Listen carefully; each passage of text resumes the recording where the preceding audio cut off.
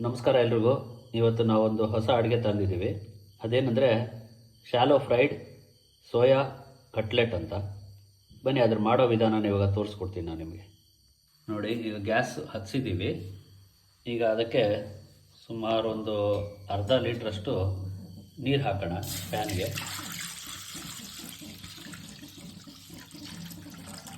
ಇದು ಸಾಧಾರಣ 3 ನಿಮಿಷದಷ್ಟು ಬಾಯ್ಲ್ ಆಗಲಿ, ಅಂದರೆ ಬಾಯ್ಲಿಂಗ್ ಪಾಯಿಂಟಿಗೆ ಬರಬೇಕದು. ಸೊ ಅಲ್ಲಿವರೆಗೂ ಬಾಯ್ಲ್ ಆಗಲಿ ಅದು. ನೋಡಿ, ಈಗ ನೀರು ಬಾಯ್ಲ್ ಆಗ್ತಾ ಇದೆ. ಇವಾಗ ಇದಕ್ಕೆ ನಾವು ಸುಮಾರು 150 ಗ್ರಾಮ್ ಅಷ್ಟು ಸೋಯಾ ಚಂಕ್ಸ್ನ ಹಾಕೋತಾ ಇದ್ದೀವಿ. ಹಾಕ್ಕೊಂಡು ಸ್ವಲ್ಪ ಅದನ್ನು ಒಂಚೂರು ಬೇಯಿಸೋಣ. ನೋಡಿ, ಅದನ್ನು ಸ್ವಲ್ಪ ನೀರಲ್ಲಿ ಸೋಯಾ ಚಂಕ್ಸ್ನೆಲ್ಲ ಒಂಚೂರು ಕೈ ಆಡಿಸೋಣ. ಹಾಗಾಗಿ ಅದೊಂದು ಸ್ವಲ್ಪ ಬೆಂದಂಗೆ ಆಗುತ್ತೆ. ನೋಡಿ, ಈಗ ಇದೊಂದು ಹದಕ್ಕೆ ಬೆಂದಿದೆ. ಇನ್ನೊಂದು ಸಾಧಾರಣವಾಗಿ ನೀರು ಬಾಯ್ಲ್ ಆದಮೇಲೆ 2 ನಿಮಿಷ ಅದನ್ನು ಸೋಯಾ ಚಂಕ್ಸ್ ಹಾಕಿ ಸ್ವಲ್ಪ ಕೈ ಆಡಿಸ್ತಾ ಇದ್ದರೆ ಅದೊಂದು ಹದಕ್ಕೆ ಬೇಯುತ್ತೆ. ನಾನು ತೋರಿಸ್ತೀನಿ ಇದನ್ನು ನೆಕ್ಸ್ಟು ಅದಾದಮೇಲೆ. ಈಗ ನೋಡಿ, ಇದು ಬೆಂದಿದೆ. ಈಗ ಇದನ್ನು ನಾವು 1-2 ಸಲ ತಣ್ಣೀರಿನಲ್ಲಿ ವಾಶ್ ಮಾಡಿದ್ರೆ ಸ್ವಲ್ಪ ಕೂಲ್ ಆಗುತ್ತೆ. ಅದನ್ನು ಮಾಡೋದನ್ನು ತೋರಿಸ್ತೀನಿ ಇವಾಗ ಇದನ್ನು ತೆಗೆದು ಒಂದು ಪಾತ್ರೆಗೆ ಹಾಕ್ಕೊಳ್ಳೋಣ. ಪ್ಯಾನಲ್ಲಿರೋದನ್ನು ಸೋಯಾ ಚಂಕ್ಸ್ನೆಲ್ಲ, ಮತ್ತು ಅದು ಸಿಂಕಲ್ಲಿ ಹಾಕಿ ತಣ್ಣೀರು ಬಿಟ್ಕೊಂಡು ತೊಳೆಯೋಣ. ಆವಾಗ ಅದು ಕೂಲ್ ಆಗುತ್ತೆ.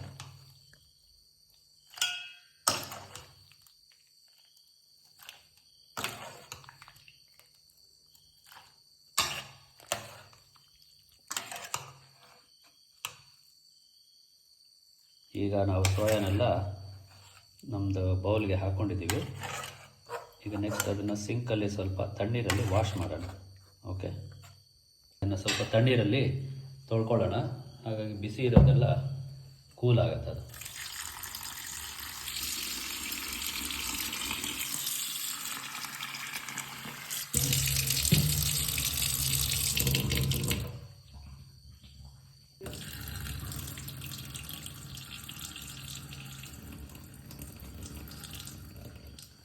ಈಗ ನೋಡಿ, ನಾವು ಇದನ್ನೆಲ್ಲ ಸೋಯಾ ಚಂಕ್ಸ್ನೆಲ್ಲ ಬೆಂದಿರೋದನ್ನೆಲ್ಲ ಆರಿಸಿದ್ದೀವಿ. ಈಗ ನೀರಲ್ಲಿ ತೊಳ್ದಿದ್ದೀವಲ್ಲ, ಅದನ್ನು ಸ್ವಲ್ಪ ಹಿಂಡಿ ಬೌಲ್ಗೆ ಹಾಕ್ಕೋಬೇಕಾಗತ್ತೆ. ಏಕೆಂದರೆ ವಾಟರ್ ಕಂಟೆಂಟೆಲ್ಲ ಕಮ್ಮಿ ಆದರೆ ಚೆನ್ನಾಗಿರುತ್ತೆ ಅದು. ನೋಡಿ, ಈಗ ಈ ಸೋಯಾ ಚಂಕ್ಸ್ನೆಲ್ಲ ಚೆನ್ನಾಗಿ ನೀರೆಲ್ಲ ಹಿಂಡಿರೋದನ್ನು ಇವಾಗ ಇದನ್ನು ಮಿಕ್ಸಿಗೆ ಹಾಕ್ಕೊಂಡು ಒಂದು ತರಿಯಾಗಿ ರುಬ್ಕೋಬೇಕು. ಅಂದರೆ ಈ ಆಂಬೊಡೆ ಮಾಡ್ತೀವಲ್ಲ, ಬೇಳೆನ ತರಿಯಾಗಿ ರುಬ್ಕೋತೀವಲ್ಲ, ಆ ಕನ್ಸಿಸ್ಟೆನ್ಸಿಗೆ ಇದನ್ನು ರುಬ್ಕೊಳ್ಳೋಣ ಇವಾಗ. ನೋಡಿ, ಈಗ ಇದನ್ನು ನಾವು ತರಿಯಾಗಿ ರುಬ್ಕೊಂಡಿದ್ದೀವಿ. ಈ ಕನ್ಸಿಸ್ಟೆನ್ಸಿಗೆ ಬಂದಿದೆ ಅದು. ಈಗ ಇದನ್ನು ಸೈಡ್ಗೆ ಇಡೋಣ. ಮತ್ತು ಈಗ ನಾವು ಕೆಲವು ಐಟಮ್ನ ಸಾಟೆ ಮಾಡ್ಕೋಬೇಕಾಗತ್ತೆ, ಅಂದರೆ ಸ್ವಲ್ಪ ಬಾಡಿಸ್ಕೋಬೇಕಾಗತ್ತೆ. ಮೊದಲು ಇವು 150 ಗ್ರಾಮ್ ಸೋಯಾ ಹೇಳಿದ್ನಲ್ಲ, ಅದಕ್ಕೆ 3 ಈರುಳ್ಳಿ ಹೆಚ್ಚಿಟ್ಕೋಬೇಕು, ಆದಷ್ಟು ಸಣ್ಣಗೆ. ಮತ್ತು 2 ಸ್ಪೂನಷ್ಟು ಬೆಳ್ಳುಳ್ಳಿ, 1.5 ಸ್ಪೂನಷ್ಟು ಶುಂಠಿ, ಹಸಿ ಶುಂಠಿ, ಮತ್ತು 3 ಸಾಧಾರಣ ಮೆಣಸಿನ್ಕಾಯಿ. ಮತ್ತು ಎಣ್ಣೆ ಇಟ್ಕೊಂಡಿದ್ದೀನಿ. 2 ಸ್ಪೂನ್ ಎಣ್ಣೆ ಹಾಕ್ಕೊಂಡು ಅದನ್ನೆಲ್ಲ ಬಾಡಿಸ್ಕೊಳ್ಳೋಣ ಇವಾಗ. ಈಗ ನೋಡಿ, ಇದಕ್ಕೆ ನಾವು ಮತ್ತೆ ಬಾಣಲೆ ಇಟ್ಕೊಂಡಿದ್ದೀವಿ. ಇದಕ್ಕೆ 2 ಸ್ಪೂನಷ್ಟು ಎಣ್ಣೆ ಹಾಕ್ಕೊಳ್ಳೋಣ.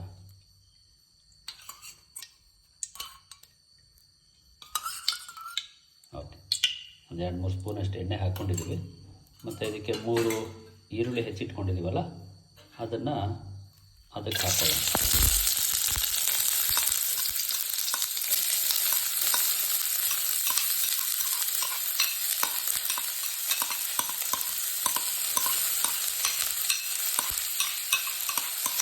ಈಗ ಆನಿಯನ್ ಹಾಕೊಂಡಾಯ್ತು. ಈಗ ಇದನ್ನು ಸ್ವಲ್ಪ ಹುರ್ಕೊಳ್ಳೋಣ. ಮತ್ತು ಇದಕ್ಕೆ 2 ಸ್ಪೂನಷ್ಟು ಬೆಳ್ಳುಳ್ಳಿ ಮಾಡಿಟ್ಕೊಂಡಿದ್ವಿ, ಅದನ್ನು ಹಾಕ್ಕೊಳ್ಳೋಣ. ಈಗ ಇದೆರಡು ಬಾಡಿಸ್ಕೊಳ್ಳೋಣ ಸ್ವಲ್ಪ.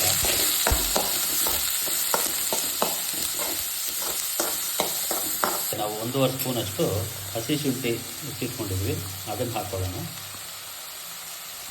ಮತ್ತು 3 ಮೆಣಸಿನ್ಕಾಯಿ ಹೆಚ್ಚಿಟ್ಕೊಂಡಿದ್ವಿ, ಅದನ್ನು ಹಾಕ್ಕೊಳ್ಳೋಣ. ಓಕೆ, ಮತ್ತೆ ಸ್ವಲ್ಪ ಹೊತ್ತು ಬಾಡಿಸ್ಕೊಳ್ಳೋಣ.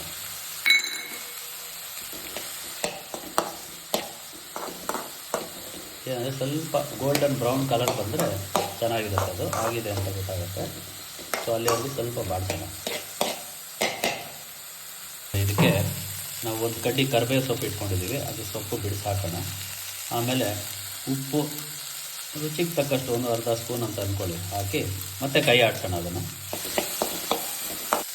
ನೋಡಿ ಇವಾಗಿದು ಚೆನ್ನಾಗಿ ಸಾಟೆ ಆಗಿದೆ. ಮತ್ತು ನೆಕ್ಸ್ಟ್ ಏನಂತ ಪ್ರೋಸೆಸ್ ಅಂತ ಹೇಳ್ತೀನಿ ನೋಡಿ. ಈಗ ನಾವು ಸೋಯಾ ಚಂಕ್ಸ್ನ ತುರಿದಿಟ್ಕೊಂಡಿದ್ದೀವಿ, ಮತ್ತು ಸಾಟೆ ಮಾಡ್ಕೊಂಡಿದ್ದೀವಿ, ಮತ್ತು ಇನ್ನೊಂದಷ್ಟು ಇಂಗ್ರೀಡಿಯೆಂಟ್ಸ್ ಬೇಕಾಗುತ್ತೆ, ಅದನ್ನು ಈಗ ತೋರಿಸ್ತೀನಿ ನಾನು. ಈಗ ನೋಡಿ ಇದಕ್ಕೊಂದು 4 ಆಲೂಗಡ್ಡೆ ನಾವು ಅದನ್ನು ಬೇಯಿಸಿ ಅದನ್ನು ಹೆಚ್ಚಿ ಸಿಪ್ಪೆ ಎಲ್ಲ ತೆಗೆದು ಮ್ಯಾಶ್ ಮಾಡಿ ಇಟ್ಕೊಂಡಿದ್ದೀವಿ. ಒಂದೊಂದೂವರೆ ಸ್ಪೂನಷ್ಟು ಖಾರ ಪುಡಿ, ಹಸಿಮೆಣ್ಸಿನ ಪುಡಿ ಅಂತೀವಲ್ಲ ಅದು ಇಟ್ಕೊಂಡಿದ್ದೀವಿ. ಮತ್ತು 2 ಸ್ಪೂನಷ್ಟು ಅದಕ್ಕೆ ಕಾರ್ನ್ಫ್ಲೋರ್ ಪುಡಿ ಬೇಕಾಗತ್ತೆ. ಮತ್ತು ಇನ್ನೊಂದು 2 ಸ್ಪೂನಷ್ಟು ಮೈದಾ ಬೇಕಾಗತ್ತೆ. ಮತ್ತು ಒಂದು ಅರ್ಧ ಸ್ಪೂನಷ್ಟು ಅರಿಗೆನೋ ಬೇಕಾಗತ್ತೆ. ಮತ್ತು ಇನ್ನೊಂದು 3/4 ಸ್ಪೂನಷ್ಟು ಗರಂ ಮಸಾಲ ಇಟ್ಕೊಂಡಿದ್ದೀವಿ. ಸೊ ಈಗ ಅದನ್ನೆಲ್ಲ ಮಿಕ್ಸ್ ಮಾಡ್ಕೊಳ್ಳೋಣ ಬನ್ನಿ. ಓಕೆ, ನಾವು ಇವಾಗ ಇದನ್ನೆಲ್ಲ ಈ ಪಾತ್ರೆಗೆ ಹಾಕ್ಕೊಂಡು ಕಲಿಸ್ಕೊಳ್ಳೋಣ. ಮೊದಲು ಸೋಯಾದು ರೆಡಿ ಮಾಡಿ ಇಟ್ಕೊಂಡಿದ್ದೀವಲ್ಲ ಅದನ್ನು ಹಾಕೋತೀವಿ.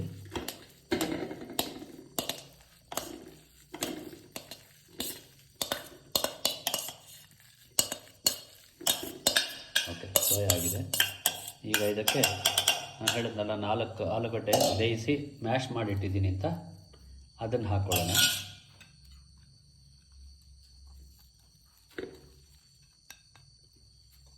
ಮತ್ತು ಇದಕ್ಕೆ ಒಂದು 2 ಸ್ಪೂನಷ್ಟು ಕಾರ್ನ್ಫ್ಲವರ್ ಪೌಡರ್ ಹಾಕ್ಕೊಳ್ಳೋಣ.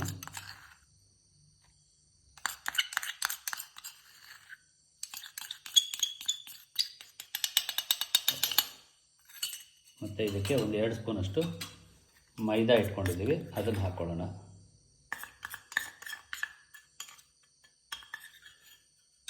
ಮತ್ತು ಆರಿಗೆನೋ ಅರ್ಧ ಸ್ಪೂನ್ ಅನ್ನಲ್ಲ ಅದನ್ನು ಹಾಕ್ಕೊಳ್ಳೋಣ. ಗರಂ ಮಸಾಲ ಇದೆ ಅನ್ನಲ್ಲ ಅದು 3/4 ಸ್ಪೂನಷ್ಟಿದೆ, ಅದನ್ನು ಹಾಕ್ಕೊಳ್ಳೋಣ. ಮತ್ತು 1.5 ಸ್ಪೂನಷ್ಟು ಹಸಿಮೆಣ್ಸಿನ ಪುಡಿ ಇದೆ, ಅದನ್ನು ಹಾಕ್ಕೊಳ್ಳೋಣ. ಈಗ ನಾವು ಇದಕ್ಕೆ ನಾವು ಸಾಟೆ ಮಾಡಿ ಇಟ್ಕೊಂಡಿದ್ದೀವಲ್ಲ ಅದನ್ನು ತೆಗೆದು ಇದಕ್ಕೆ ಬಗ್ಗಿಸ್ಕೊಳ್ಳೋಣ.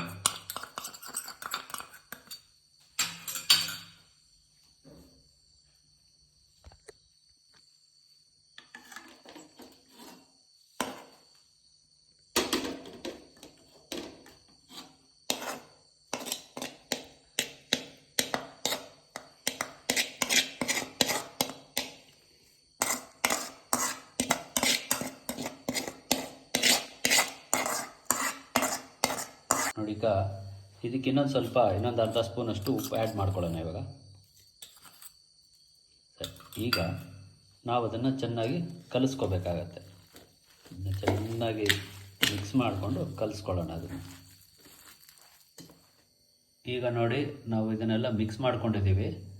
ಮತ್ತು ತಟ್ಟೆನಲ್ಲಿ ಒಂದು ಸ್ವಲ್ಪ ರವೆ ತೊಗೊಂಡಿದ್ದೀವಿ, ಯಾಕೆಂದರೆ ಈಗ ಮಿಕ್ಸ್ ಮಾಡಿರೋದನ್ನ ಕಟ್ಲೆಟ್ ಶೇಪ್ ಮಾಡಿದ್ಮೇಲೆ ರವೆನಲ್ಲಿ ಡಿಪ್ ಮಾಡಬೇಕು. ಈಗ ಮಾಡ್ತೀವಿ ನೋಡಿ.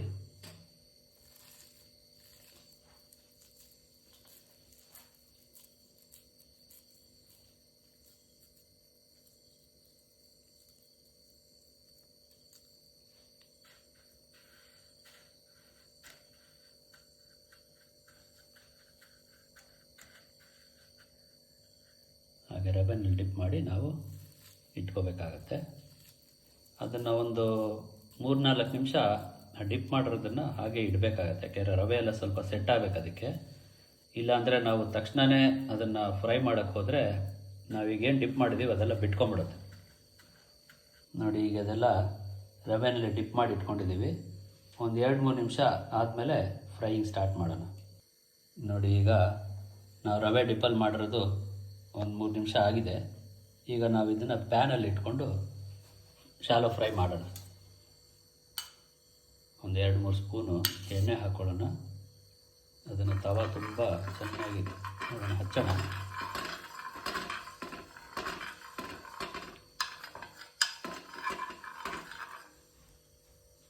ಸ್ವಲ್ಪ ಎಣ್ಣೆ ಕಾದ ಮೇಲೆ ನಾವು ಅದನ್ನು ಇಟ್ಕೊಳ್ಳೋಣ.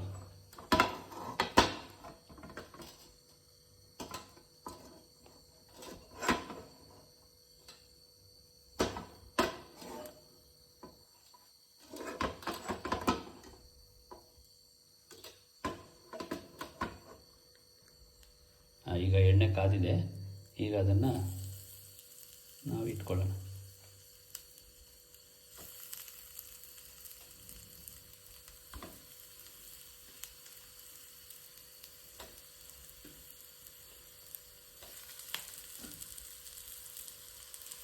ಈಗ ಇದನ್ನು ಇಟ್ಕೊಂಡಿದ್ದೀವಿ. ಇದನ್ನು ಹಾಗೆ ಚೆನ್ನಾಗಿ ಸ್ವಲ್ಪ ಫ್ರೈ ಮಾಡ್ಕೊಳ್ಳೋಣ. ಆಚೆ ಈಚೆ ಎಲ್ಲ ತಿರುಗಿಸಿ ಸ್ವಲ್ಪ ಗೋಲ್ಡನ್ ಬ್ರೌನ್ ಕಲರ್ ಬರೋಷ್ಟು ಫ್ರೈ ಮಾಡೋಣ. ಈಗ ಇದು ಬೇಯ್ತಾ ಇದೆ. ಮೇಲ್ಗಡೆ ಒಂದು ಸ್ವಲ್ಪ ಎಣ್ಣೆನ ಚೂರು ಸ್ಪ್ರಿಂಕಲ್ ಮಾಡ್ಕೊಳ್ಳೋಣ.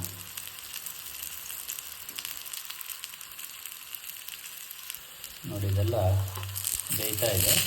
ಅದನ್ನು ತಿರುಗಿಸೋಣ. ಹೀಗೆ ತಿರುಗಿಸಿದ ಮೇಲೆ ಮತ್ತೊಂದು ಸ್ವಲ್ಪ ಎಣ್ಣೆ ಎಲ್ಲದ್ರ ಮೇಲೆ ಹಾಕ್ಕೊಳ್ಳೋಣ. ಆಗ ಚೆನ್ನಾಗಿ ಗರಿ ಗರಿಯಾಗಿ ಬೇಯುತ್ತೆ.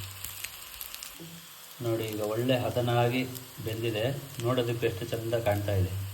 ಈಗ ಇದನ್ನು ರೆಡಿಯಾಗಿದೆ. ನಾವೀಗ ಪ್ಲೇಟ್ನಲ್ಲಿ ಹಾಕ್ಕೊಳ್ಳೋಣ. ಈಗ ನೋಡಿ ಗರಿ ಗರಿಯಾದ ರುಚಿಯಾದ ಕಟ್ಲೆಟ್ ರೆಡಿ ಇದೆ. ಇದಕ್ಕೆ ನಾವು ಮ್ಯಾಯೋನೀಸ್ ಹಾಕ್ಕೊಂಡಿದ್ದೀವಿ. ಬೇಕಾದ್ರೆ ಕೆಚಪ್ ಕೂಡ ಹಾಕ್ಕೊಂಡು ತಿನ್ಬೋದು. ನೀವು ಒಂದು ಸಲ ಟ್ರೈ ಮಾಡಿ ಮತ್ತು ಹೇಗಿದೆ ಅಂತ ಕಾಮೆಂಟ್ ಮಾಡಿ. ಮತ್ತು ಇದೇ ಥರ ವೀಡಿಯೋಗೋಸ್ಕರ ನಮ್ಮ ಚಾನಲ್ನ ಸಬ್ಸ್ಕ್ರೈಬ್ ಮಾಡಿ, ಲೈಕ್ ಮಾಡಿ, ಶೇರ್ ಮಾಡಿ ಪ್ಲೀಸ್. Okay, thank you.